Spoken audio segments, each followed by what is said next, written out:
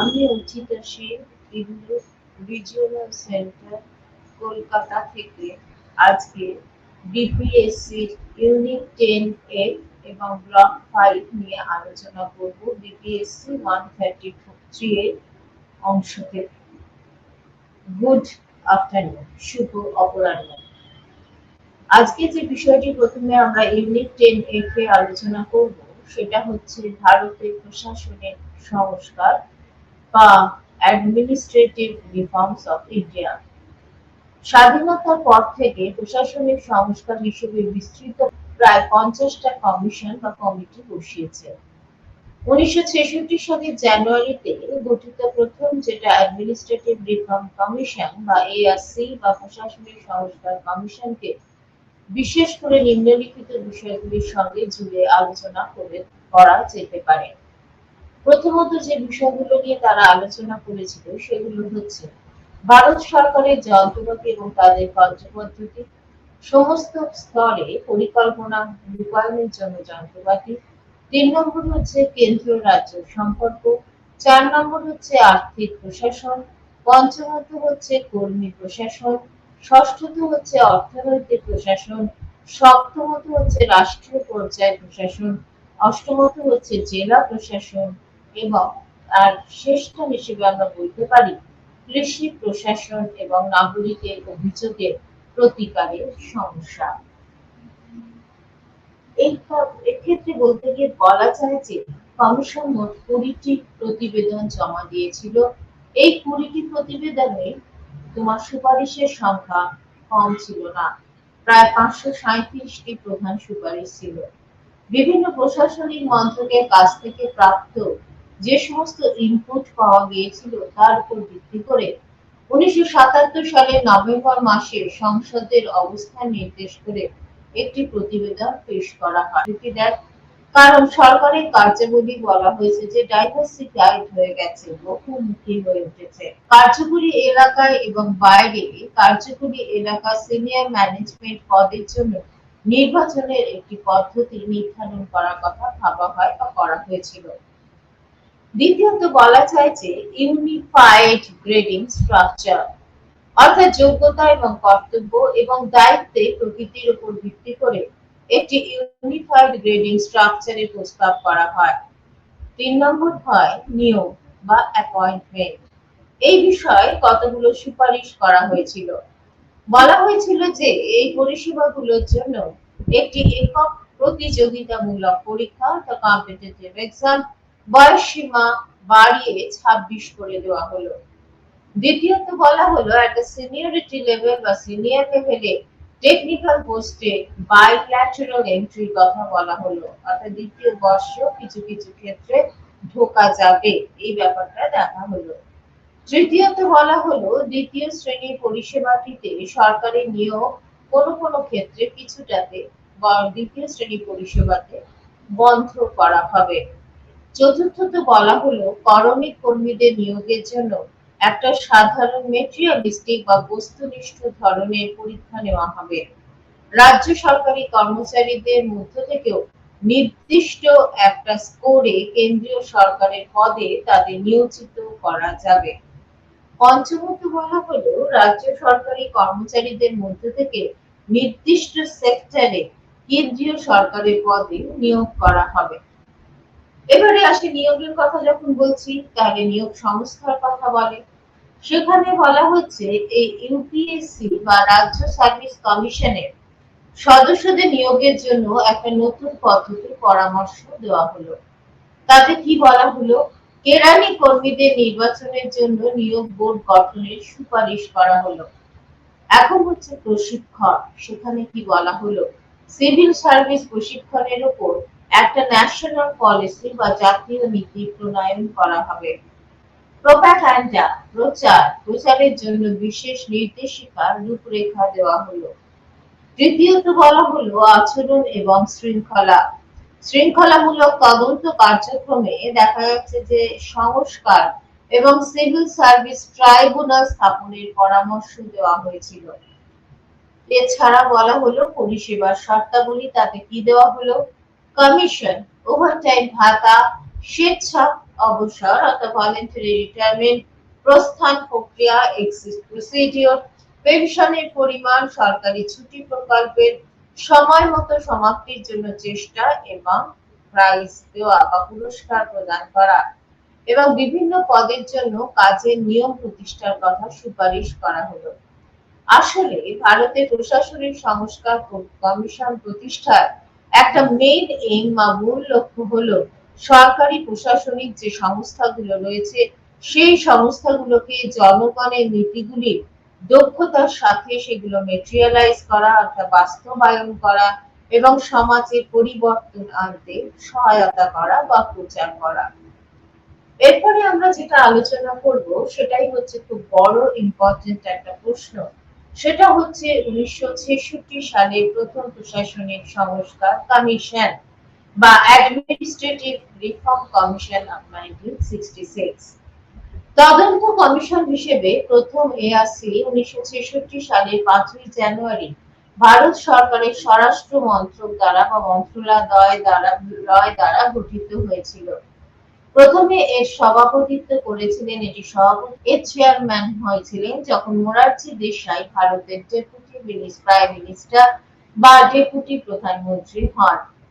কমিশনকে সরকারি পরিষেবাগুলিতে দক্ষতা এবং সততার সর্বোচ্চ মান নিশ্চিত করার প্রয়োজনীয়তা বিবেচনা করার জন্য বাধ্য করা হয়েছিল। সরকারের সামাজিক এবং অর্থনৈতিক নীতি বাস্তবায়নের জন্য জনপ্রশাসন বা পাবলিক অ্যাডমিনিস্ট্রেশনকে একটি উপযুক্ত বা সাফিসিয়েন্ট একটা হাতিয়ার হিসেবে গড়ে তোলা এবং জনগণের প্রতি একটা রিঅ্যাকশনারি ফোর্স বা প্রতিক্রিয়াশীল হিসেবে উন্নয়নের সামাজিক এবং অর্থনৈতিক লক্ষ্য অর্জনের দিকে গুরুত্ব দেওয়া হয়েছিল। প্রাথমিকভাবে এই গুরুত্বপূর্ণ সুপারিশগুলো কি কি বিষয় নিয়ে আলোচনা করা হয়েছিল সেগুলো বলা হলো। এটি বিশেষীকরণের প্রয়োজনীয়তা বা স্পেশালাইজেশনের প্রয়োজনীয়তাকে স্বীকৃতি দিয়েছে, কারণ সরকারি কার্যাবলী অনেক বেশি আগে ডাইভার্সিফাইড হয়ে গেছে বা বহুমুখী হয়ে উঠেছে। তদনুসারে এটি কার্যকরী এবং বাইরে কার্যকরী এলাকায় সিনিয়র ম্যানেজমেন্ট পদগুলির জন্য একটি নির্বাচন পদ্ধতি বা ইলেকটোরাল প্রসিডিউর ডিটারমাইন করেছে বা নির্ধারণ করেছে। দ্বিতীয়ত, এটি প্রধানত ঊর্ধ্বতন স্তরে প্রযুক্তিগত পদগুলো অর্থাৎ টেকনিক্যাল যে পোস্টগুলো রয়েছে সেগুলোতে, যেটা বললাম, পার্শ্বীয় প্রবেশ বা বাইল্যাটারাল এন্ট্রির কথা ভাবছেন। দ্বিতীয়ত, এটি ভেবেছিল। তৃতীয়ত, এটি যোগ্যতা বা কোয়ালিফিকেশন এবং কর্তব্য, রেসপন্সিবিলিটি, দায়িত্ব, কর্তব্য, ডিউটি প্রভৃতির উপর ভিত্তি করে একটি কোঅর্ডিনেটেড অর্থাৎ সমন্বিত গ্রেডিং কাঠামোর পরামর্শ দিয়েছে। নিয়ম এই বিষয়ে এআরসি কি সুপারিশ করেছে? প্রথম শ্রেণীর পরিষেবাগুলির জন্য একটি একক প্রতিযোগিতামূলক কম্পিটিটিভ এক্সাম রয়েছে, পরীক্ষা রয়েছে, যার বয়স সীমা 26 করা হয়েছে। দ্বিতীয় শ্রেণীর পরিষেবাগুলো বলা হয়েছে যে সরাসরি বন্ধ করে দিতে হবে। করণিক কর্মীদের নিয়োগের জন্য একটি সাধারণ উদ্দেশ্যমূলক জেনারেল স্ট্যান্ডার্ডে একটা টাইপ পরীক্ষার ব্যবস্থা করা হয়েছে। রাজ্য সরকার কর্মচারীদের মধ্য থেকে নির্দিষ্ট সেক্টরে যদি কোয়ালিফিকেশন পারমিট করে তাহলে সেই পদে নিয়োগ করা যাবে। আচ্ছা, এরপরে বলা হচ্ছে যে 1970-এর দশকের মাঝামাঝি বিলুপ্ত হওয়ার আগে কমিশন এক্ষেত্রে 20টি প্রতিবেদন পাঠিয়েছিল। ভারতের সুপারিশে প্রশাসনিক সংস্কারের জন্য প্রথম অ্যাডমিনিস্ট্রেটিভ রিফর্ম কমিশন হলো এরকম বা কি কি বিষয়ের উপর গুরুত্ব দেয় সেটা বলা যায়। কেন্দ্র রাজ্য সম্পর্কের ক্ষেত্রে তারা অ্যাডভাইস বা পরামর্শ দিয়েছিল। দ্বিতীয়ত, আইন মন্ত্রণালয়ে হাইকোর্টের বিচারপতি নিয়োগ প্রক্রিয়া এবং প্রক্রিয়ার বদলি বা পরিবর্তন এটার কথা বলা হয়। তৃতীয়ত, বলা যায় যে আন্তঃরাজ্য পরিষদ গভর্নরের অক্ষাংশের পরিমিতি নির্ধারণ করবে। চতুর্থত, বলা যায় ডাইরেক্ট ট্যাক্সেশন অর্থাৎ প্রত্যক্ষ কর আরোপ এবং সংগ্রহের সাথে সাথে তার সঙ্গেও অনেক সময় অনেক কি দেখা যায়, প্রবলেম দেখা যায়। সেই সমস্যাগুলোকে ঠিকমতো পরিচালনা করার জন্য একটি কেন্দ্রীয় বা সেন্ট্রালাইজড একটা ডাইরেক্ট ট্যাক্স প্রত্যক্ষ কর প্রশাসন তুলতে উৎসাহিত করা, কর অ্যাডমিনিস্ট্রেশন একটা ডেভেলপ করা, পরিকল্পনা সড়ক ক্ষেত্রে যে সমস্ত সরঞ্জাম ব্যবহার হবে সেগুলো চূড়ান্ত করা, পোস্ট কি কি সেগুলোর ক্ষেত্রে কি কি আসতে পারে, কি কি কমিউনিকেশনে লাগে, প্ল্যানিং এর ক্ষেত্রে লাগে সেটা আমাদের জানতে হবে। বলা যায় যে পোস্ট এবং টেলিগ্রাফ, দ্বিতীয়ত হচ্ছে ছোট মাপের, বলা যেতে পারে ছোট মাপের থেকে বলি ভারতীয় রিজার্ভ ব্যাংকের কথা বলা যেতে পারে। তৃতীয়ত যে জীবন বীমা প্রশাসন, লাইফ ইন্স্যুরেন্স এর কথা বলা যেতে পারে। চতুর্থ পাবলিক সেক্টর, তার নিশ্চয়ই একটা গুরুত্ব রয়েছে, পাবলিক সেক্টর সংস্থা। এছাড়াও বলা যায় অর্থ হিসাব এবং নিরীক্ষা করা। এছাড়াও রয়েছে বৈজ্ঞানিক বিভাগ বা সায়েন্টিফিক ডিপার্টমেন্ট। এরপরে আমরা যেটা বলবো সেটা হচ্ছে ভারতের দ্বিতীয় প্রশাসনিক সংস্কার বা যাকে বলা হয়ে থাকে দ্বিতীয় ARC, যা 2005 সালে সেটি তৈরি করা হয়েছিল বা অনুষ্ঠিত হয়েছিল এবং যেটা চেষ্টা করেছিল একটা ভালো ডেভেলপড অ্যাডমিনিস্ট্রেশন দিতে বা উন্নত প্রশাসনের কথা বলেছিল। 15টি প্রতিবেদনে এবং 1500টি অর্থাৎ 1500টি সুপারিশ জমা দেওয়ার ফলে ভারত সরকারের কর্মী এবং প্রশাসনিক সংস্কার বিভাগকে কি করা হয়েছিল, ডেভেলপ করা হয়েছিল বা উন্নীত করা হয়েছিল। সেই এই ARC রিপোর্টে যে ম্যান্ডেট বাধ্যতামূলক বিষয়গুলোকে সম্বোধন করা হয়েছে এবং যেগুলোকে ফরমোস্ট হিসেবে বা অগ্রাধিকার দেওয়া হয়েছে সেগুলো হলো এইরকম যে আর্থিক ব্যবস্থা করার জন্য অবকাঠামো বা পরিকাঠামো তাকে স্ট্রং করতে হবে, অর্থাৎ শক্তিশালীকরণ। দ্বিতীয়ত বলা হচ্ছে রাজ্য এবং জেলা স্তরে বলা হয় খুব অ্যাক্টিভ অ্যাডমিনিস্ট্রেশন বা কার্যকর প্রশাসন। তৃতীয়ত হচ্ছে দুর্যোগ ব্যবস্থাপনা, ই সরকারের প্রচার, ই গভর্নমেন্টে প্রোপাগান্ডা করা, জনসেবায় নৈতিক আচার আচরণকে তাকে ক্ল্যারিফাই করা বা নিশ্চিত করা এবং ভারতীয় সরকারের নিয়ন্ত্রক কাঠামো পরিকল্পনা করা।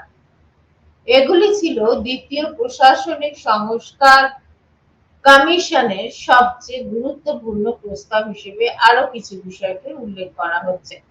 প্রথমত বলা হচ্ছে সংকট ব্যবস্থাপনা প্রবর্তন, দ্বিতীয়ত বলা হচ্ছে রাইট টু ইনফরমেশন, আমরা খুব বলে থাকি 2005, তো তথ্যের অধিকার কিভাবে সুশাসনের একটা গুরুত্বপূর্ণ উপাদান সে ব্যাপারে স্ট্রেস আপ করা বা জোর দেওয়া।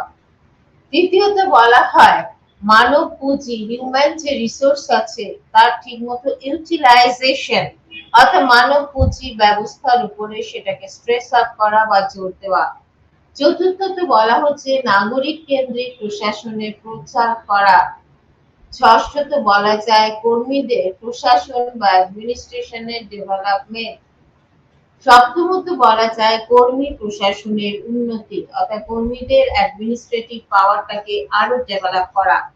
এছাড়াও বলা হচ্ছে জনশৃঙ্খলা, অর্থাৎ স্টেটে যাতে ডিসিপ্লিনটা মেনটেইনড হয়, অর্থাৎ জনশৃঙ্খলা বজায় রাখার সুপারিশ। এছাড়া হচ্ছে আর্থিক ব্যবস্থাপনা, অর্থাৎ আর্থিক ব্যবস্থাপনা সিস্টেম শক্তিশালীকরণ। এছাড়া হচ্ছে টেরোরিজমকে গুরুত্ব না দেওয়া, তাকে কি করা, মানে সন্ত্রাসবাদ কমানো। এছাড়া বলা হচ্ছে ই গভর্নেন্স, এই কনসেপ্টে আনা এবং ই গভর্নেন্স এর প্রচার করা। এরপর হচ্ছে দ্বিতীয় প্রশাসনিক যে সংস্কার কমিশন রয়েছে সেটা কিভাবে ম্যাটেরিয়ালাইজ করেছিল সেটা একটু বলা যায়। আরো বাস্তবায়নের জন্য দ্বিতীয় প্রশাসনিক সংস্কারের পরামর্শগুলি সেগুলোকে কি করা হয়েছিল, কোয়ারি করা হয়েছিল, অর্থাৎ তথ্য তদন্ত মূল্যায়ন করার জন্য সরকার কি করেছিল 2007 সালে মন্ত্রীদের একটা গ্রুপ তৈরি করেছিল, গ্রুপ অফ মিনিস্টার্স তৈরি করা হয়েছিল। এবার সেখানে কি বলা হচ্ছে সিরিয়াল নাম্বার অনুযায়ী আমি বলছি 1-2 করে রিপোর্টের নাম, তারা কি রিপোর্ট পেশ করছে এবং কি সুপারিশ এবং কি অনুমোদিত হয়েছে সেটা আমি এটা ছকের আকারে দেখিয়েছি। 1 নম্বর সিরিয়াল নাম্বার প্রথম রিপোর্ট তথ্যের অধিকার, যেটাকে বলা যায়, যেটা 2005 এ হয়েছিল, এবং ইটিসে বলা যায় যে সুশাসনের অধিকার। দ্বিতীয়ত বলা হয় দ্বিতীয় প্রতিফলন বা সেকেন্ড রিফ্লেকশন বলা যেতে পারে। সেটা হচ্ছে মানব তহবিল বা হিউম্যান রিসোর্সেস, সেটাকে বন্ধ করে দেওয়া। বলা যায় যে এনটাইটেলমেন্ট এবং সরকার আয়না রিজিনেগ্রা সম্পর্কিত একটি কেস স্টাডি। তৃতীয়ত বলা যায় তৃতীয় প্রতিবেদন বা থার্ড যে রিপোর্ট করা হয়েছিল, তাতে বলা হয়েছিল হতাশা থেকে আশা, অর্থাৎ বলা যায় যে ডিপ্রেশন থেকে অনেক সময় আশা, মানুষের ভক্ত হ্যাম্পার হয়ে যায়, সুতরাং সেখানে হতাশা থেকে আশা পর্যন্ত সংকট ব্যবস্থাপনা। চতুর্থত হচ্ছে ফোর্থটি বলা যায় ফোর্থ সেশন বা চতুর্থ অধিবেশন বা প্রতিবেদন, মানে অধিবেশন বলবো না, প্রতিবেদন। এবং সেখানে কি বলা হয়েছিল? বলা হয়েছিল যে শাসনের নৈতিকতা অর্থাৎ মরালিটির উপর গুরুত্ব দেওয়া হয়েছিল। তার আগে আমি মিস করে গেছি, এটা তৃতীয় প্রতিবেদন। সেখানে কি বলা হয়েছে? হতাশা থেকে আশা, ডিপ্রেশন থেকে আবার নিউ হোপের দিকে যাও, এই পর্যন্ত ব্যবস্থা করা। পঞ্চমত বলা যায় পঞ্চম রিপোর্ট। সেখানে কি বলা হচ্ছে? বলা হচ্ছে যে জনগণের অডাসিটি, অর্থাৎ জনগণের হচ্ছে আদেশ। ষষ্ঠ বা 6 পয়েন্টে বলা হয়েছে যে ষষ্ঠ প্রতিবেদন বা সেখানে কি বিষয়ের মানে গুরুত্ব বা ইম্পর্টেন্স দেওয়া হচ্ছে, দ্যাট ইজ দ্য স্থানীয় শাসন, টেম্পোরারি, মানে স্থানীয় মানে লোকাল, যে অ্যাডমিনিস্ট্রেশন, যেমন পঞ্চায়েত হতে পারে, কর্পোরেশন হতে পারে। সপ্তম প্রতিবেদন, সেখানে কি বলা হলো? সেখানে বলা হলো দ্বন্দ্ব সমস্যা হতেই পারে, সেই সমাধানের জন্য নিজের এবিলিটি বা সক্ষমতাকে বৃদ্ধি করতে হবে। এছাড়াও অষ্টম প্রতিবেদনে কি বলা হলো? ধার্মিকতার দ্বারা সুরক্ষা, সন্ত্রাসবাদের বিরুদ্ধে লড়াই করা। এরপরে হচ্ছে নাম রিপোর্ট, মানে হচ্ছে কি? সেখানে বলা হচ্ছে এরকম যে সোশ্যাল ক্যাপিটাল শেয়ার ডেনসিটি। এছাড়াও দশম মানে নবম রিপোর্টে এটা বলা হচ্ছে সোশ্যাল ক্যাপিটাল শেয়ার, মানে ভিজিবিলিটি বা ডেস্টিনি, এই সমস্ত বিষয়গুলি কথা বলা হচ্ছে, মানে শেয়ারকে অনেক বেশি ক্ল্যারিফাই করে দেওয়া হচ্ছে। আর দশম রিপোর্টে কি বলা হচ্ছে? কর্মী প্রশাসনের পুনর্নবীকরণ, অর্থাৎ আবার তাকে পুনঃ করে নবীকরণ করা। এছাড়াও কি বলা হচ্ছে? নতুন উচ্চতা ইত্যাদি বাড়ার ফলে সেই দিকটা গুরুত্ব দেওয়া হয়েছে। এরপর একাদশ রিপোর্টে কি বলা হয়েছে? এই যে ই গভর্নেন্স বা ই সুশাসন, তার প্রচার করা, এবং সেখানে একটা সম্প্রদায় হিসেবে বুদ্ধিজীবী যে শ্রেণী আছে তাদের এগিয়ে যাওয়া। 12 পয়েন্ট দ্বাদশ রিপোর্ট কি বলা হলো? বলা হলো নাগরিক কেন্দ্রিক প্রশাসন শাসনের হৃদয়। এরপর হচ্ছে ত্রয়োদশ রিপোর্ট, 13 রিপোর্ট। তাতে কি বলা হচ্ছে? ভারত সরকারের কি হচ্ছে একটা স্ট্রাকচারাল, ভারত সরকারের একটা সাংগঠনিক কাঠামো, অর্থাৎ একটা সরকার মানে একটা সাংগঠনিক, মানে একটা মানে খুবই অর্গানাইজড একটা স্ট্রাকচারের কথা বলা হচ্ছে। এছাড়াও বলা হচ্ছে যে চতুর্দশ রিপোর্টে বা 14 রিপোর্টে কি বলা হয়েছে? বলা হয়েছে আর্থিক ব্যবস্থাপনা ব্যবস্থাকে অনেক বেশি পাওয়ারফুল করে দেওয়া, অর্থাৎ আর্থিক ব্যবস্থাপনা ব্যবস্থাকে শক্তিশালী করা। আর পঞ্চদশ বা 15 রিপোর্টে কি বলা হয়েছে? রাজ্য এবং স্টেট এবং হচ্ছে জেলা প্রশাসক, তাদের কথা বলা হয়েছে। এর সঙ্গে আমরা এবার কতগুলো কমিশনের কথা উল্লেখ করি। একটা হচ্ছে 1977 সালে জাতীয় পুলিশ কমিশন। সেখানে কি বলা হয়েছে? এস.এইচ. কাদেওয়ারের কি বলা হচ্ছে? ধর্মভীরার মতে, বা এই কমিশনটা এস.এইচ. ধর্মভীরার মতে বা সভাপতিত্বে এই কমিশনটি গঠন করা হয়। অপরাধ নিয়ন্ত্রণ করা এবং জনশৃঙ্খলা রক্ষণাবেক্ষণ করা, ম্যাজিস্ট্রিয়াল তত্ত্বাবধানের পদ্ধতি, সেখানে তদন্ত এবং বিচার ব্যবস্থা এবং অপরাধের রেকর্ড রক্ষণাবেক্ষণের জন্য বিশেষ উল্লেখ সহ পুলিশের ভূমিকা এবং তার কার্যাবলীকে কি করা পরীক্ষা করার জন্য দেখা যায় যে গুরুত্ব দেওয়া হয়।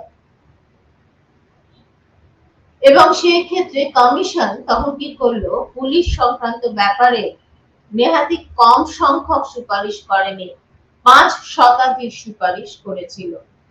এরপর হচ্ছে অর্থনৈতিক সংস্কার কমিশন, যেটা 1981 সালে তৈরি হয়। সেখানে কি বলা হচ্ছে যে, বলা যায় যে এই এস কে ঝা'র সভাপতিত্বে এই কমিশন গঠন করা হয়েছিল। কমিশন একটি নতুন নিও ইকোনমিক পলিসি বা নতুন অর্থনৈতিক ব্যবস্থার জন্য পথ প্রশস্ত করার জন্য অর্থনৈতিক প্রশাসনিক ব্যবস্থা যৌক্তিকরণ, অর্থাৎ তার দরকার আছে কিনা, রেলিভেন্সি আছে কিনা, সেই প্রশাসনিক ব্যবস্থার যৌক্তিকরণ ও আধুনিকরণের পক্ষে সমর্থনকারী বেশ কয়েকটি প্রতিবেদন নিয়ে নেওয়া হয়েছিল, জমা দেওয়া হয়েছিল। এবারে বলা হচ্ছে 1993 সালে রাজ্য সম্পর্ক, কেন্দ্র রাজ্য সম্পর্কে কমিশন। আর এস সাকারিয়া সভাপতিত্বে এই কমিশন গঠিত হয়। সমস্ত ক্ষেত্রে পাওয়া ক্ষমতা, কার্যাবলী, অ্যাক্টিভিটি এবং দায়িত্বের বিষয়, রেসপন্সিবিলিটির ক্ষেত্রে ইউনিয়ন এবং রাজ্যগুলির মধ্যে বিবাদমান ব্যবস্থাগুলির কাজকে কি করা, টেস্টিফাই করা, পরীক্ষা করা এবং তাকে আবার পর্যালোচনা করা এবং প্রয়োজনে সেখানে কোনো মডিফিকেশন, পরিবর্তন এবং ব্যবস্থাগুলির জন্য নতুন নতুন সুপারিশ করা।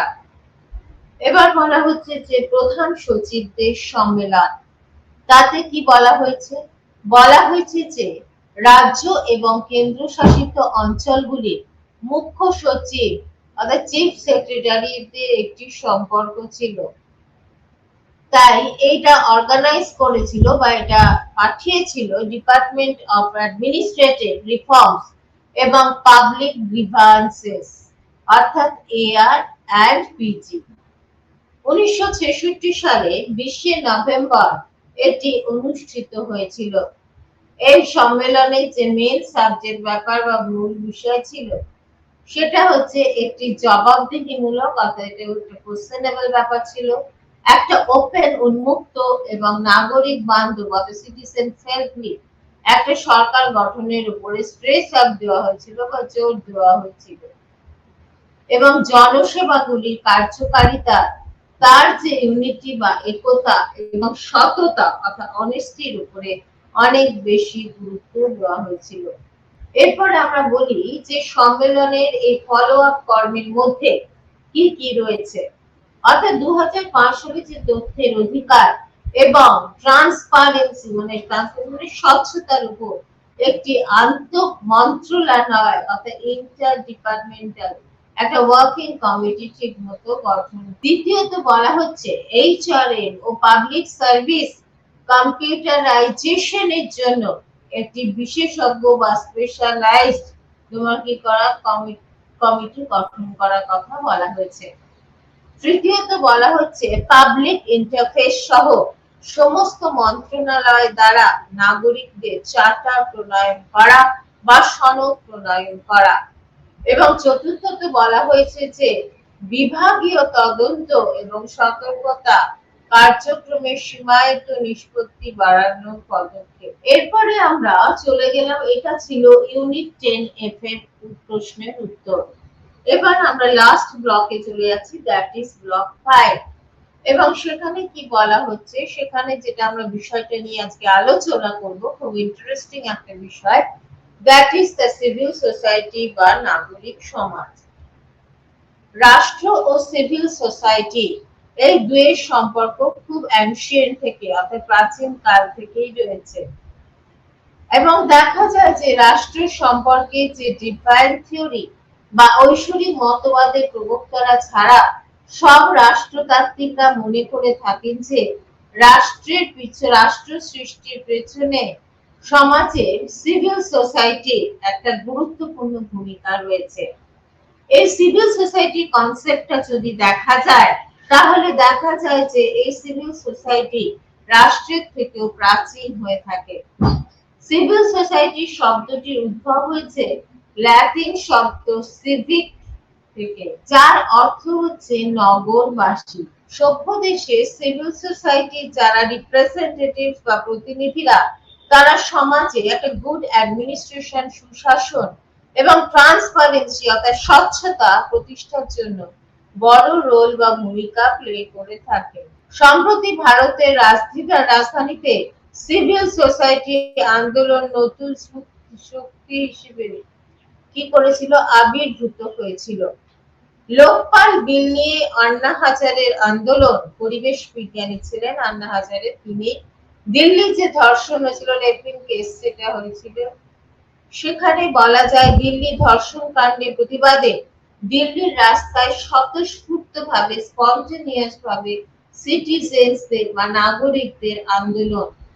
এছাড়াও কিংবা সম্প্রতি বিজেপির যে সরকার রয়েছে, সেখানে দেখা যায় যে সিএএ প্রতিবাদে ভারতের একাধিক রাজ্যের মানুষের প্রতিবাদ সিভিল সোসাইটির ধারণাকে একটি অত্যন্ত প্রাসঙ্গিক বিষয়ে পরিণত করে দেওয়া হয়েছিল। স্বাভাবিক গণতন্ত্রের এই গুরুত্বপূর্ণ দিকগুলো নিয়ে সিভিল সোসাইটি ভাবে, এবং তাই স্বাভাবিক গণতন্ত্রের একটি গুরুত্বপূর্ণ লক্ষণই হলো বলা হচ্ছে এই সিভিল সোসাইটি। সিভিল সোসাইটি কথাটির মধ্যে মূলত দুটি শব্দ রয়েছে, এবং সেক্ষেত্রে বলা হচ্ছে যে কিরকম হয়ে থাকবে সিভিল সোসাইটি। সিভিল সোসাইটি হলো একটি বিভিন্ন নাগরিক প্রতিষ্ঠানের একত্রিত রূপ, যা মূলত স্বেচ্ছাসেবক এবং স্বতঃস্ফূর্ত হয়ে থাকে। অর্থাৎ বিভিন্ন যে সিটিজেন্স অর্গানাইজেশন গুলো রয়েছে, তাদের একটা অ্যামালগেশন, এবং সেগুলো দেখা যাচ্ছে বেশিরভাগই ভলান্টারি এবং কি হয়ে থাকে, অ্যাডমিনিস্ট্রেট মানে বলা যায় যে স্বেচ্ছামূলক এবং স্বতঃস্ফূর্ত স্পন্টেনিয়াস হয়ে থাকে। এছাড়াও এই প্রসঙ্গে বলতে গিয়ে ওয়ার্ল্ড ব্যাংক বা বিশ্ব ব্যাংক সিভিল সোসাইটির একটা ব্যাখ্যা দিয়েছিলেন। কি রকম ব্যাখ্যা দিয়েছিলেন? বলা হচ্ছে নাগরিক সমাজ বলতে একটা বিস্তৃত মানে একটা বেশ ব্রড এরিয়া, বিস্তৃত পরিসরের কথা বলা হয়েছে, যার মধ্যে রয়েছে বিভিন্ন সংগঠিত কি রয়েছে, সাম্প্রদায়িক গোষ্ঠী, বা বলা যেতে পারে অনেক ধরনের রিজিওনাল পার্টি ওরিয়েন্টেড অর্গানাইজেশন আছে। এছাড়া বেসরকারি সংস্থা রয়েছে, এছাড়া রয়েছে শ্রমিক ইউনিয়ন, শিডিউল ট্রাইবদের একটা অর্গানাইজেশন বা আদিবাসী গোষ্ঠী, দাতব্য সংস্থা, পেশাদারী সমিতি এবং সংস্থা ইত্যাদি। এখন বলা যায় যে এই সিভিল সোসাইটি হলো এমন একটি নাগরিক সংগঠন যা নাগরিক এবং রাষ্ট্রের মধ্যে একটা ঢাল বা একটা উপায় হিসেবে কাজ করে থাকে। ঢালটি অবশ্যই কেন তৈরি করা হয়েছে? বলা হয়েছে যে ঢালটি অবশ্যই হচ্ছে নাগরিকদের প্রোটেকশন দেওয়ার জন্য বা সুরক্ষা দেওয়ার জন্য। রাষ্ট্র মূলত একটি অথরিটেটিভ, একটি কর্তৃত্বমূলক এবং একটি এক্সপ্লয়টেটিভ অর্থাৎ দমন পীড়নমূলক প্রতিষ্ঠান বলা হয়ে থাকে। তাই যখনই রাষ্ট্রীয় কর্তৃপক্ষ নাগরিকদের রাইটস বা স্বাধীনতা নিয়ে ভাবতে শুরু করে, তখন ভাবে যে নাগরিকরা সেটাকে কি করা হবে, সংকুচিত করে দেওয়া হবে বা সেখানে একটা ডিক্রিজ হবে, তখনই বিভিন্ন সংগঠন এবং নাগরিক নিজেদের অধিকার ছাড়তে চায় না। সেজন্য নাগরিক অধিকার ও স্বাধীনতার রক্ষার্থে রাষ্ট্রের বিরুদ্ধে প্রতিবাদ হিসেবে অর্থাৎ প্রতিবাদ করবে বলে এগিয়ে আসে। তখনই আত্মপ্রকাশ ঘটে, এই পরিস্থিতিতে আত্মপ্রকাশ ঘটে যায় সিভিল সোসাইটি। ডেভিড হেলডের কথা, এটি এমন একটি সোশ্যাল অ্যানিমাল বা সামাজিক জীবন, যে সোশ্যাল অ্যানিমাল মানে সামাজিক লাইফ বা সামাজিক জীবন, অর্থনৈতিক পরিসর, সাংস্কৃতিক অ্যাক্টিভিটি ক্রিয়াকলাপ এবং রাজনৈতিক মিথস্ক্রিয়া অর্থাৎ বলা যায় পরিসর, যা মূলত প্রত্যেক রাষ্ট্রীয় নিয়ন্ত্রণের বাইরে। সাধারণ মানুষের স্বেচ্ছা এবং স্বতঃস্ফূর্ত হচ্ছে এক ব্যবস্থাপনা। অ্যারিস্টটল যে রাজনৈতিক সংগঠনের ধারণা দিয়েছিলেন। তাতে তাকে বর্তমানে সিভিল সোসাইটির একটা সাইমালটেনিয়াসলি একইভাবে সেটাকে বলা হয় সিভিল সোসাইটির সমার্থক হিসেবে ধরা যেতে পারে। অ্যারিস্টটল বলেছিলেন যে এই সংগঠন যে তৈরি হলো, এই সংগঠনের একটা মেন আছে, উদ্দেশ্য আছে, মূল উদ্দেশ্য আছে, সেটা হচ্ছে সমাজে পিস মেনটেন করা, অর্থাৎ সমাজে শান্তিপূর্ণ ডিসিপ্লিন অর্থাৎ সেটাকে এস্টাবলিশ করা এবং সুশাসন বা গুড অ্যাডমিনিস্ট্রেশনকে সুনিশ্চিত করা। কারণ অ্যাকর্ডিং টু হিম বা তিনি মনে করতেন যে এটি এমনই একটা সমাজ যেখানে জনগণ কেবলমাত্র শুধু জনগণ সমাজ গঠনের তাগিদেই সমবেত হন না, ইউনিফাইড হন না বা ইউনাইটেড হন না, বরং সমবেত হন for the welfare of the society, অর্থাৎ সমাজের কল্যাণে ভালো কাজ করা এবং সেলফ সাফিসিয়েন্ট হওয়া অর্থাৎ স্বনির্ভরতা অর্জন করার জন্য। এবার যেটা আমি বলি সেটা হচ্ছে what are the characteristics of civil society, অর্থাৎ সিভিল সোসাইটির বৈশিষ্ট্য কি। সিভিল সোসাইটি বলতে এমন কিছু বলা যায় যে ইন্টারমিডিয়েট অ্যাসোসিয়েশনের সম্মেলন, মানে বেশ মধ্যবর্তী কিছু অর্গানাইজেশনের কথা বলা হচ্ছে, যার দ্বারা সেটা রাষ্ট্রকেও ডিনোট করে না, অর্থাৎ রাষ্ট্রকেও বোঝায় না, আবার ছোট এন্টিটি হিসেবে ফ্যামিলিকেও বোঝায় না, আবার পরিবারকেও বোঝায় না। এটি সাধারণত পার্সোনাল অ্যাসপেক্টে অর্থাৎ ব্যক্তিগত ক্ষেত্র এবং সর্বজনীন অর্থাৎ বলা যেতে সর্বসাধারণের ক্ষেত্রের একটা মিক্সচার বা সংমিশ্রণ বলা যেতে পারে। দ্বিতীয়ত, সিভিল সোসাইটি নিজেকে রাষ্ট্রীয় স্বেচ্ছাচারের বিরুদ্ধে একটা প্রতিবাদ হিসেবে তুলে ধরে। সিভিল সোসাইটি রাষ্ট্রীয় স্বেচ্ছাচার, রাষ্ট্র যে যার মতো ইচ্ছে করে নিচ্ছে, সেই রাষ্ট্রীয় স্বেচ্ছাচারের বিরুদ্ধে মানে যদি এরকমভাবে নিয়ে থাকে তাহলে প্রতিবাদ হিসেবে তুলে ধরে এবং এর মধ্য দিয়ে একটা রাষ্ট্রীয় কার্যাবলীর ক্ষেত্রে একটা বাউন্ডারি দিয়ে দিতে হবে বা সীমানা নির্ধারণের কথা বলা হয়েছে। তৃতীয়ত, জনগণের অধিকার এবং স্বাধীনতা রক্ষা করা, সেটা হচ্ছে সিভিল সোসাইটির ফার্স্ট প্রায়োরিটি, অর্থাৎ জনগণের অধিকার এবং স্বাধীনতা রক্ষা সিভিল সোসাইটির প্রধান উদ্বেগের বিষয়। সিভিল সোসাইটি রাষ্ট্রের তরফ থেকে এমন একটা পরিবেশ বা এনভায়রনমেন্ট দাবি করে যেখানে ব্যক্তি তার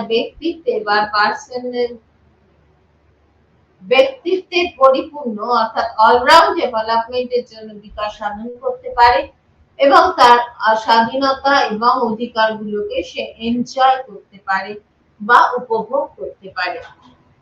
এরপর আমরা যেটা করব সেটা হচ্ছে বুদ্ধিজীবী এবং সিভিল সোসাইটি।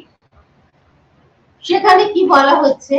বলা হচ্ছে এরকম, সিভিল সোসাইটিকে যদি বিভিন্ন ধরনের ভলান্টারি অর্গানাইজেশন বা স্বেচ্ছা মূলক প্রতিষ্ঠানে স্বতঃস্ফূর্ত গুচ্ছ হিসেবে তাকে গণ্য করা যেতে পারে। তাহলে বলা যায় যে বুদ্ধিজীবী সমাজ অর্থাৎ যে ইন্টেলেকচুয়াল ক্লাস আছে সেই ক্লাস হচ্ছে part and parcel of this society. এই গুচ্ছেরই একটা অংশ হিসেবে বিবেচনা করা যেতে পারে। কোন স্বতন্ত্র সমাজ বা গোষ্ঠী হিসেবে বুদ্ধিজীবী সমাজকে ডিনোট করা অর্থাৎ ইন্টেলেকচুয়াল ক্লাসকে ডিনোট করা বলা যায় যে খুব কঠিন ব্যাপার হয়ে থাকে। প্রথমত বলা যায় যে যারা রয়েছে খুব প্রফেশনাল বলতে পারো ইন্টেলেকচুয়াল ক্লাস অর্থাৎ সাবেকি পেশাদার বুদ্ধিজীবী যারা খুব কতগুলো বিষয় নিয়ে খুব ব্যস্ত থাকে, অর্থাৎ বলা যায় যে সাবেকি বুদ্ধিজীবী শ্রেণী যারা সাহিত্য, বিলান, চারুকলা প্রভৃতিতে শ্রেষ্ঠ অবদানের পরিচয় দেয়। তারা হিস্টোরিক্যালি বা ঐতিহাসিকভাবে কোনো না কোনো শ্রেণীর মানুষের মধ্য থেকে উঠে আসে, এলেও নিজেদের কখনো একটা স্পেসিফিক শ্রেণী বা ক্লাসের মধ্যে তাকে বাউন্ড করে রাখেনি অর্থাৎ আবদ্ধ করে রাখেনি এবং শ্রেণী নিরপেক্ষভাবে কি বলা হচ্ছে সমাজে নিজেদের তুলে ধরার চেষ্টা করা হচ্ছে। দ্বিতীয়ত বলা যেতে পারে যে জৈবিক, আমরা তো বলি খুব জৈবিক বা অর্গানিক, এখন অর্গানিক ভেজিটেবলস এর ভীষণ দাম। এই জৈবিক বা অর্গানিক যারা বুদ্ধিজীবী সম্প্রদায় রয়েছে বা সিভিল সার্ভিস রয়েছে, তারা মূলত কেন্দ্র কোনো নির্দিষ্ট শ্রেণীর সংগঠনের সঙ্গে সাধারণত তারা অ্যাডেড থাকে বা যুক্ত থাকে এবং তাদের কাজকর্মে সেই শ্রেণীর কি হচ্ছে তাদের যে আশা, তাদের যে ডিমান্ড, আশা আকাঙ্ক্ষা, সেগুলো কিন্তু ক্রমশ ফুটে উঠতে থাকে। এই প্রসঙ্গে বলতে গিয়ে নব উদারনীতিবাদের আরেকজন জনক যার নাম রয়েছে গ্রামসি। সে গ্রামসিও একটা কথা বলেছিলেন যে কোন সামাজিক গোষ্ঠী যারা বিশ্ব অর্থনৈতিক অর্থাৎ ওয়ার্ল্ড ইকোনমি নিয়ে কাজ করে, প্রোডাকশন সিস্টেম নিয়ে কথা বলে, উৎপাদন ব্যবস্থায় নিজেদের try to establish a specific position in this case, নিজেদের একটা স্থান প্রতিষ্ঠা করতে চায়। তারা নিজেদের মধ্য থেকে সাধারণত এক বা একাধিক বুদ্ধিজীবী শ্রেণীকে তৈরি করে, যারা কিন্তু অর্থনীতির পাশাপাশি সমাজ এবং রাজনৈতিক পরিসরেও সেই গোষ্ঠীর কাজকর্মে তারা একটা স্বতন্ত্র গোষ্ঠী বা শ্রেণী হিসেবে পরিচিতি পেয়ে থাকবে। বিশ্ব ব্যাংকের মুখ্য নোবেলজয়ী অর্থনীতিবিদ বলা যায় যে জোসেফ স্টিগলিটজ বলেছিলেন যে অংশগ্রহণমূলক প্রক্রিয়ায় উন্মুক্ত কথোপকথন এবং ব্যাপক হারে সক্রিয় নাগরিকতার সম্পৃক্ততা থাকবে, যা তাদেরকে পরস্পরকে ভীষণভাবে ইনফ্লুয়েন্স করে বা প্রভাবিত করে। তবে জনগণ এ ব্যাপারে সচেতন করে তোলার ব্যাপারে সিভিল সোসাইটিরও একটা উল্লেখযোগ্য ভূমিকা আছে। এরপরে আসছে বাজার ও সিভিল সোসাইটি। আচ্ছা, সেখানে কি বলা হচ্ছে যে বাজার ও সিভিল সোসাইটি মানে সেখানে একটা গণতান্ত্রিক রাষ্ট্র, পৃথিবীর বেশিরভাগ রাষ্ট্রই হচ্ছে গণতান্ত্রিক। সেই গণতান্ত্রিক রাষ্ট্রে আজকে উন্মুক্ত বাজার, ওপেন মার্কেট ইকোনমি চলছে। উন্মুক্ত বাজার অর্থনীতিতে বাজার ব্যবস্থার উপর রাষ্ট্রের যে একটা টেন্ডেন্সি, তাকে কন্ট্রোল করা, নিয়ন্ত্রণ করা, ফলে অনেক ক্ষেত্রেই দেখা গেছে যে এই মার্কেট সিচুয়েশন অর্থাৎ বাজার পরিস্থিতি ও জনস্বার্থে পরিপন্থী হয়ে যায় এবং এর জন্য তখনই খুব গুরুত্বপূর্ণ হয়ে ওঠে এই সিভিল সোসাইটি বা role of the civil society, অর্থাৎ সুশীল সমাজের ভূমিকা খুব গুরুত্বপূর্ণ হয়ে ওঠে। এবার বিশ্ব ব্যাংক সুশীল সমাজের সংজ্ঞা দিতে গিয়ে কি বলেছেন? সিভিল সোসাইটি নামটি একটি বিস্তৃত বেসরকারি এবং অলাভজনক নন প্রফিটেবল অর্গানাইজেশনকে বোঝায়, যেগুলি জনজীবনে উপস্থিত রয়েছে তার মরালিটি, নৈতিকতা, সাংস্কৃতিক, অ্যাডমিনিস্ট্রেটিভ, রাজনৈতিক, পলিটিক্যাল, বৈজ্ঞানিক, সায়েন্টিফিক, ধর্মীয় অর্থাৎ রিলিজিয়াস বা জনহিতকর বিবেচনার ভিত্তিতে তাদের সদস্যদের স্বার্থ এবং মূল্যবোধ প্রকাশ করা, অর্থাৎ তাই বিস্তৃত সংস্থাগুলো বোঝায় কিভাবে গ্রো আপ করতে পারে। একটা হচ্ছে একটা সম্প্রদায় নিয়ে গোষ্ঠীটা গড়ে উঠতে পারে। বেসরকারি সংস্থারা অর্থাৎ যেগুলো এনজিও, তারা মিলিত হয়ে গড়ে তুলতে পারে। ট্রেড ইউনিয়ন বা শ্রমিক সংগঠন করতে পারে। আদিবাসী গোষ্ঠীর কথা বলতে পারে। এছাড়াও বলা হচ্ছে পেশাদার সমিতি, এছাড়াও বিশ্বাস ভিত্তিক কিছু কিছু সংগঠন, দাতব্য চিকিৎসা ইত্যাদি কথা বলতে পারে। এরপরে আমরা যে গল্পটা শোনাবো সেটা হচ্ছে ইউরোপিয়ান ইউনিয়ন। দেখা গেছে যে সিএসও গুলিকে মানে এই অর্গানাইজেশন গুলোকে সমস্ত অরাষ্ট্রীয় লাভের জন্য নয়, সমস্ত অরাষ্ট্রীয়, এবার লাভের জন্য নয়, বরং অদলীয় ও অহিংস কাঠামোকে অন্তর্ভুক্ত বা ইনকর্পোরেট করা যায় কিনা সে ব্যাপারে বিবেচনা করা এবং যার মাধ্যমে লোকেরা ভাগ করা উদ্দেশ্য অর্থাৎ সেগুলোকে ডিভাইড করে দেওয়া হোক উদ্দেশ্যে এবং আদর্শ আইডিওলজিকে অনুসরণ করার জন্য তাকে অর্গানাইজ করা বা কি করা হচ্ছে সংগঠিত করা। এবং সেক্ষেত্রে বলা হচ্ছে এই ধরনের বিষয়গুলো সেটা পলিটিক্যাল রাজনৈতিক হতে পারে, কালচারাল সাংস্কৃতিক হতে পারে, সামাজিক বা ইকোনমিক্যাল বা অর্থনৈতিক হতে পারে।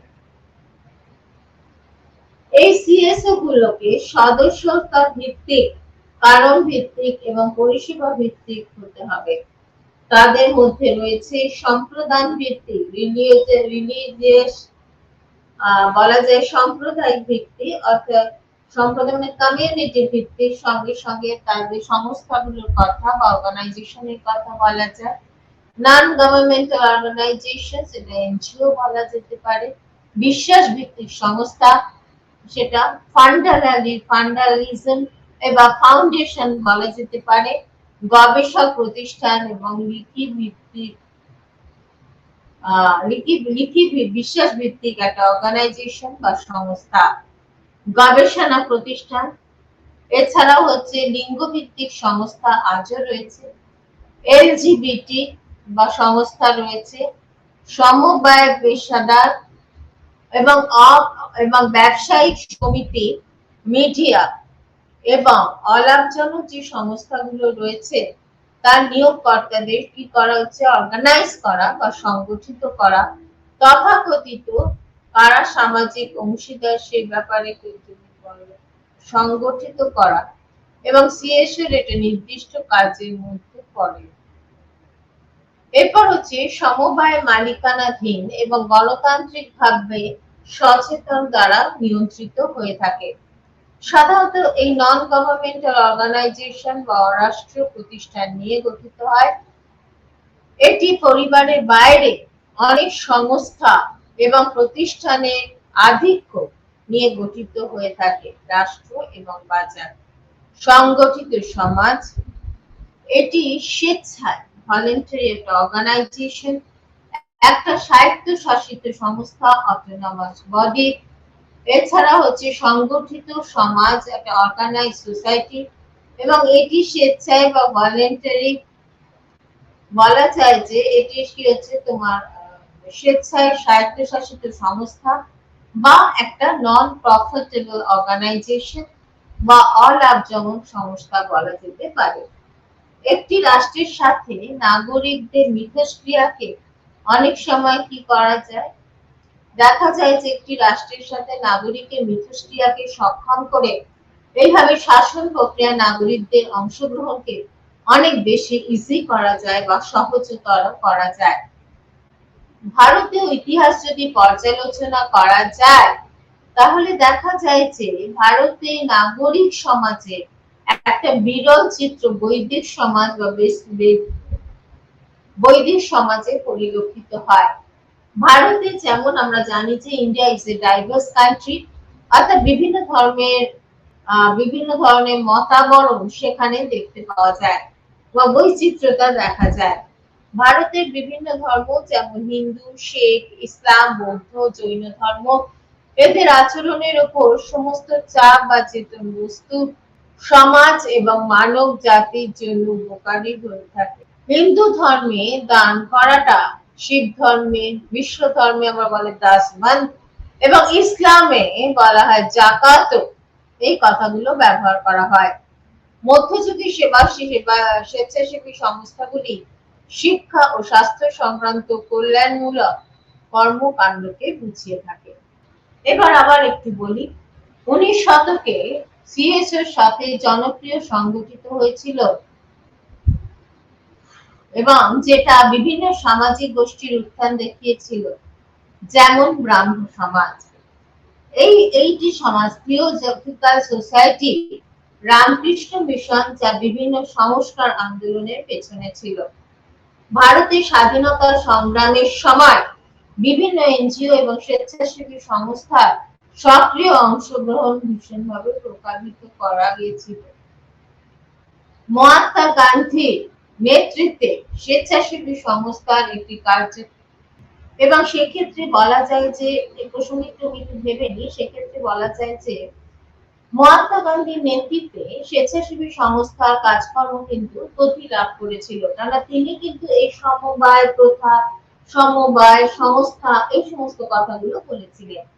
তিনি জনসাধারণকে অর্গানাইজ করেছিলেন বা সংগঠিত করেছিলেন এবং এই যে সুশীল সমাজ বা সিভিল সোসাইটির মধ্যে একটি স্থান যেটা তৈরি করেছিলেন সেটা কিন্তু খুব বড় ব্যাপার। এবং বলা হয়েছিল এবং সেক্ষেত্রে তখন ভাবা হয়েছিল যে গান্ধীর নেতৃত্বে যে সত্যাগ্রহ, অসহযোগ এবং আইন অমান্যের মতো যে আন্দোলনগুলো রয়েছে সেগুলোকে সরলভাবে কি করতে হবে, কন্ডাক্ট করে দিতে হবে বা পরিচালনা করা।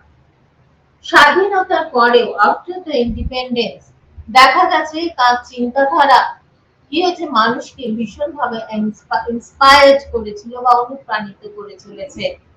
সুন্দরলাল বহুগুণার নেতৃত্বে চিপকো আন্দোলনের মতো যে আন্দোলন হয়েছিল এবং সেখানে বলা যায় যে নেতৃত্বে চিপকো আন্দোলনের মতো যে আন্দোলন বলা হয়েছিল এবং গ্রামীণ যে কর্মীদের দ্বারা আন্না হাজারেরও যে সামাজিক নিরীক্ষা আন্দোলন ছিল সেগুলো যদি লক্ষ্য দেখা যায়, সেগুলো দেখা যায় যে তারা সব করাপশনের বিরুদ্ধে কি প্রতিবাদ জানিয়েছিল, অর্থাৎ দুর্নীতি বিরোধী প্রতিবাদ।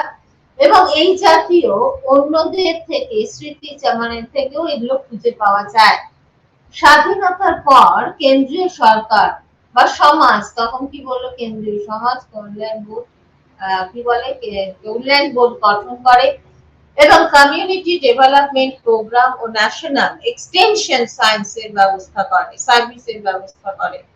এই প্রচেষ্টাগুলোতে মূলত জনগণের পার্টিসিপেশন বা অংশগ্রহণ এবং সেটা শুধু ওখানে থাকলে স্ট্যাগনেন্ট হবে না, সেটাকে ইনক্রিজ করার উপর গুরুত্ব দেওয়া হয়। এবার আমি দেখো কিছুটা ইংলিশে লিখছি, আমি একটু বাংলায় বলে দিই।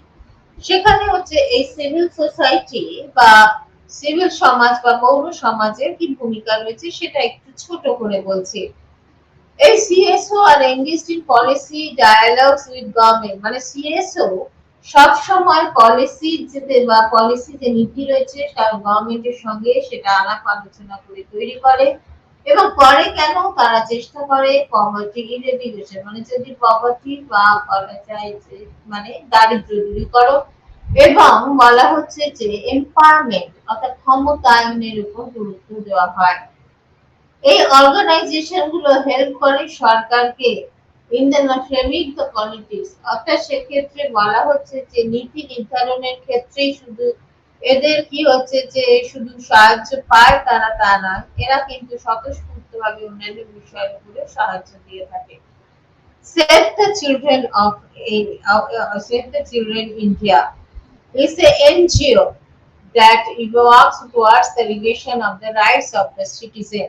তারা সাধারণত শিশুদের নাগরিক অধিকার নিয়ে আলোচনা করেছে। এরপর হচ্ছে protection rule, association of protection of domestic rights, মানে যেগুলো বিয়ে ব্যবহার করা হয় যে অধিকারগুলো সেই সম্পর্কে। হেল্প প্রোভাইড লিগাল কি বলেছে, legal aid to those who have no access to the protection. যদি প্রয়োজন হয়, যদি কেউ মনে করে যে তোমার কি হচ্ছে যে তাদের গণতান্ত্রিক অধিকার ঠিকমতো রক্ষিত হচ্ছে না, সেখানে তারা লিগাল স্টেপ নিতেই পারে এবং তখন তারা কোর্ট অফ ল এর কাছে যেতে পারে।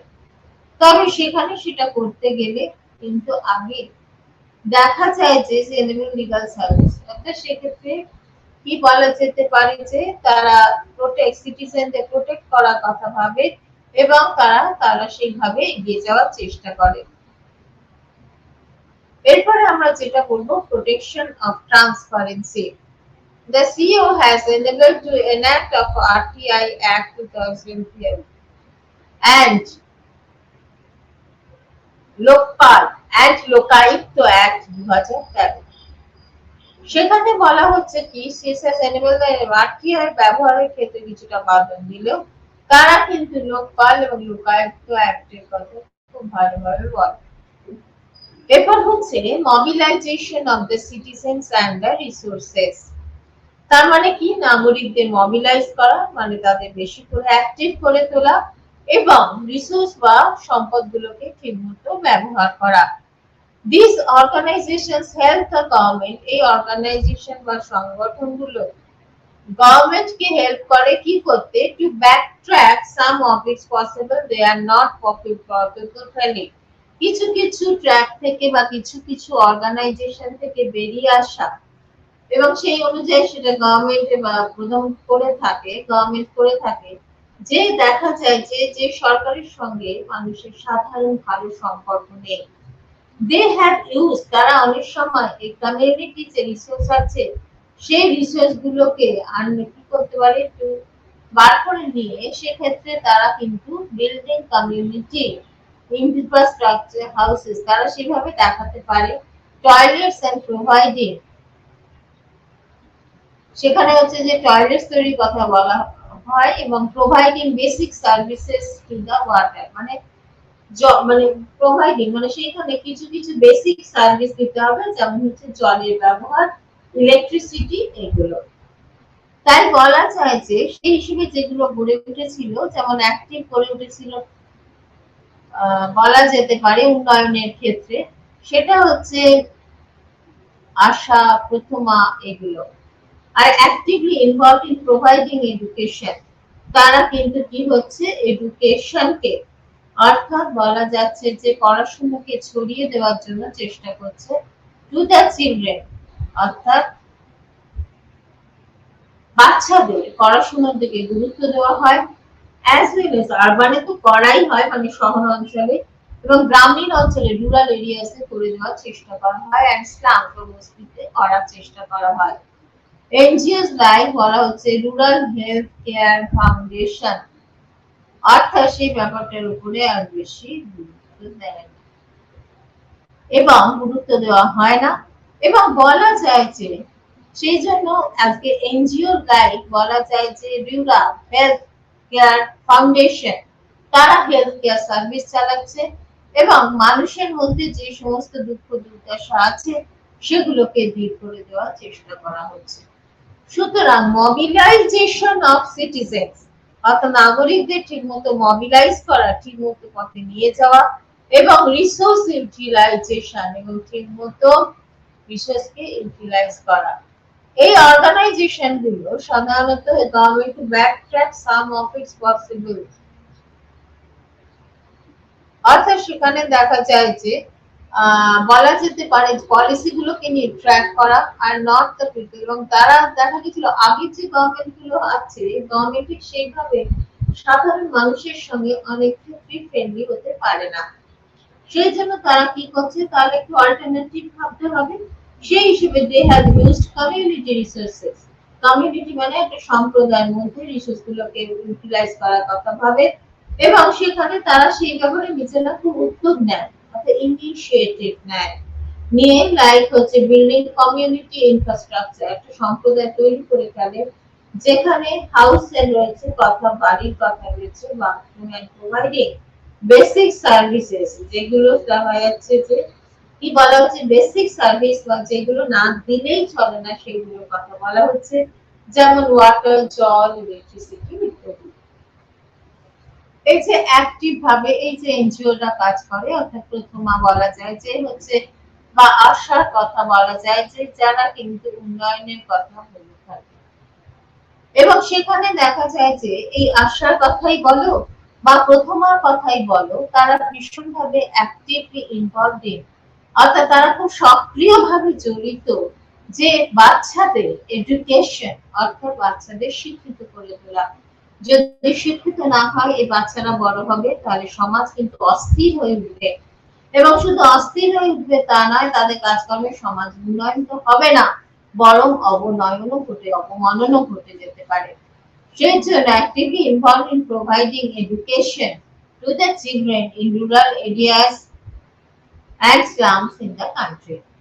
NGOs like যেমন কি আছে, যেমন হচ্ছে রুরাল হেলথ কেয়ার ফাউন্ডেশন, এই ব্যাপারটার উপর গুরুত্ব দেওয়া হয়েছে, যারা কিন্তু হেলথ কেয়ার সার্ভিসটাকে একটা উচ্চ পর্যায়ে ডেভেলপ করার চেষ্টা করে থাকে এবং সেটা তারা সাধারণত গ্রামীণ অঞ্চলে করে থাকে। সুতরাং এইগুলোই হচ্ছে আমাদের কি বলা হচ্ছে, বলা যেতে পারে যে মানে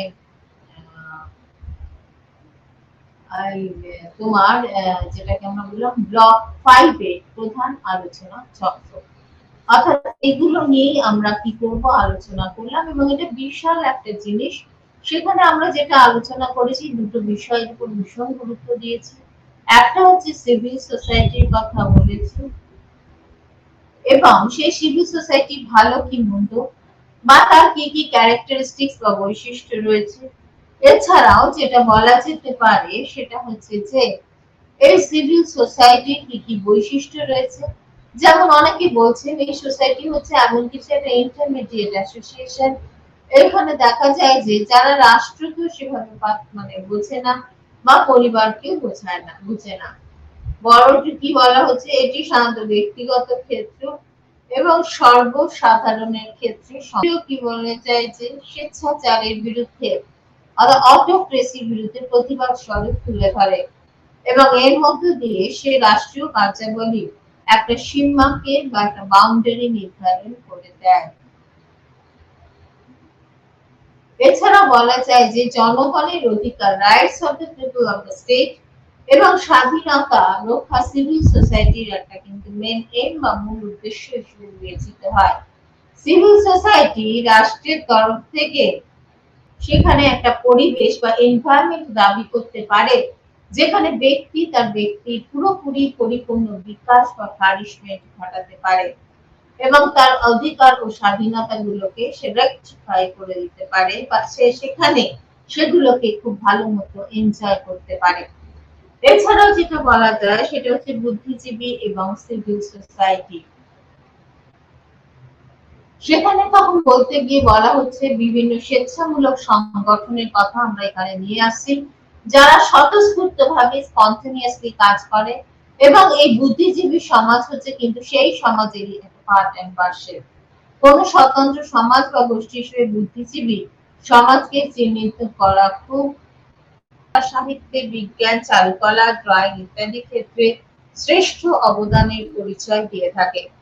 তারা ঐতিহাসিকভাবে কোন হিস্টোরিক্যালি ভাবে কোন না কোন মানুষের মধ্যে কি করে থাকে, উঠে আসে, নিজেদের কাজ করার চেষ্টা করে। আর একটা হচ্ছে জৈবিক বা অর্গানিক বুদ্ধিজীবী থাকে, এদের কাজকর্মে সমাজকে ভালোভাবে উন্নয়নের জন্য এগিয়ে নিয়ে যাওয়ার জন্য আশা আকাঙ্ক্ষা ফুটে ওঠে। সুতরাং আজকের দিনে দেখা যাচ্ছে যে একটা দেশের শাসন ব্যবস্থাকে সুন্দরভাবে পরিচালনা কন্ডাক্ট করার জন্য আজকে শুধু লিখিত পরিত শাসন ব্যবস্থা হলেই হয় না, বরং সেখানে ই গভর্নেন্স বা বলা যেতে পারে সুশাসন, ইলেকট্রনিক সুশাসন, এই ব্যাপারটার উপরে গুরুত্ব দেওয়া হয়। এবং সেই ক্ষেত্রেই তখন দেখা যায় যে বিশ্ব ব্যাংক তার হচ্ছে যে মুখ্য বলা যায় যে নোবেল জয়ী অর্থনীতিবিদ জোসেফ স্টিগলিটজের মতে অংশগ্রহণমূলক প্রক্রিয়া মানে পার্টিসিপেট করতে বলছে সবাইকে, সেখানে উন্মুক্ত কথোপকথন, ফ্রি কনভারসেশন এবং ব্যাপকভাবে সক্রিয় নাগরিকতা সম্পৃক্ত থাকবে, যা তাদেরকে পারস্পরিক বলা যেতে পারে পারস্পরিক প্রভাবিত করতে পারে। তবে জনগণ সেখানে কিন্তু পপুলেশন একটা গুরুত্বপূর্ণ ভূমিকা পালন করে থাকবে, কারণ জনগণের ব্যাপারে ভীষণভাবে কনসাস থাকবে, এবং এই ব্যাপারে তারা সিভিল সোসাইটি সেই জন্য একটা নিজস্ব যে তার একটা ইম্পর্টেন্স আছে বা গুরুত্বতা আছে, সেটাকে আমরা অস্বীকার করতে পারি না। এছাড়া আমরা যেটা করলাম সেটা হচ্ছে বাজার আর সিভিল সোসাইটি করলাম, আর লাস্টে আমরা দেখলাম যে আজকে ইউরোপীয় ইউনিয়নে কিভাবে তারা কাজ করছে, সমবায় মালিকা গণসংঘ কিভাবে চলছে, এই ব্যাপারটাকে আমরা গুরুত্ব দিয়ে সাধারণত কি করলাম, আলোচনা করে ফেললাম। আজকে হচ্ছে এখানেই বিপিএসসি 134 এর পুরো বইটার সমাপ্তি, অর্থাৎ 1 2 3 4 5 পাঁচটা ব্লকে এখানে আলোচনা করে দেওয়া হলো। আজকে এখানেই সমাপ্তি। নমস্কার।